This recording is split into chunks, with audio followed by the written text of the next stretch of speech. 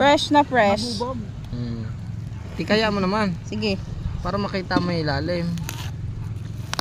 May mata. Uy, may mata siya oh. Sea urchins po ang tawag dito guys. May nahuli silang sea urchins. Sariwang-sariwa pa. Kitang-kita nyo yung nagalaw. Nauto kagabi nung ganyan na binasag na natin dito. Pinitsura na rin. May mata siya guys. Oh, may mata. Para siyang CCTV. Yung mata niya. Ayun, nakaibos pa yung laman. Uy, nagalaw. Naatras. Pwedeng hawakan?